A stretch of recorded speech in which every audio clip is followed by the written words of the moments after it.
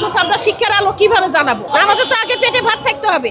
Masters pass করে আসছে, তো মাস্টার পাস করে মাত্র 12,500 টাকা বেতন। এরা হচ্ছে শিক্ষাকে অবমাননা, শিক্ষকদের অবমাননা করা। আমরা এখানে আমাদের দাবি পূরণ না হওয়া পর্যন্ত আমরা ঘরে ফিরবো না। আমরা ক্লাসগুলো বর্জন করবো দরকার হলে। এক দফায় এক দাবি, আমাদের জাতীয়করণ করতে হবে, জাতীয়করণ করতে হবে, জাতীয়করণ করতে হবে। আমরা তো টিচার, আমরা সকল জাতির ঊর্ধ্বে, আমরা মানুষ গড়া কারিগর। সে টিচারদেরকে লাঠিপেটা করে, সে প্রশাসন দিয়ে আমাদেরকে এইভাবে হ্যারেস করে।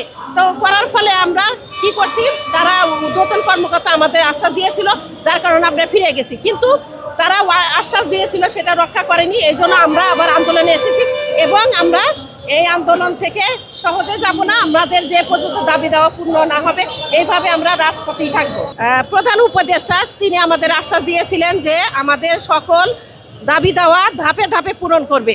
এই গত জুলাই মাস থেকে পূরণ হওয়ার কথা, কিন্তু সে ঘোষণা দেওয়ার পরেও আমাদের কার্যক্রম সম্পন্ন হয়নি, যার কারণে আমরা আন্দোলনে এসেছি। আর আমাদের এর আগে আন্দোলনে আসা হয়েছিল, তো তখন আমাদের শিক্ষকরা অনেক নির্যাতিত হয়েছিল, আপনার প্রশাসন, তারপরে তারা আমাদেরকে অনেক নির্যাতন করার ফলে, এবং আমাদের ওখানে আপনার শিক্ষা অফিস থেকে আমাদের বলা হয়েছিল যে আমাদের সব দাবি দাবা মেনে নেবে, কিন্তু আদৌ মেনে নেয়নি। এই কারণে আমরা সবাই আবার আন্দোলনে এসেছি, এবং যে পর্যন্ত আমাদের দাবি দেওয়া পূর্ণ না হবে এ পর্যন্ত আমরা ঘরে ফিরবো না। দাবি কয়টি এবং কি আন্দোলনে? এক দফায় এক দাবি, আমাদের জাতীয়করণ করতে হবে, জাতীয়করণ করতে হবে, জাতীয়করণ করতে হবে। আমরা ঘরে ফিরবো না, আর স্কুলেও আমরা ফিরে যাব না।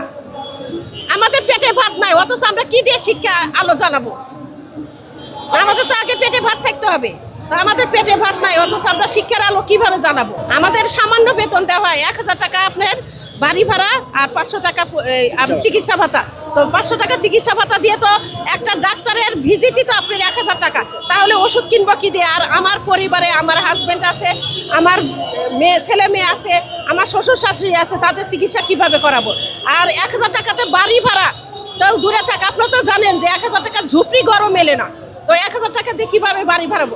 আমরা যারা NTRC থেকে আসছি, আমাদের অনেক দূরে দূরে, নিজ এলাকা থেকে অনেক দূরে দূরে আপনার সেখানে চাকরি করতে হচ্ছে। তো ওখানে বাসা ভাড়া আমাদের দিয়ে আর মাত্র 12,500 টাকা দিয়ে আমাদের চলছে না।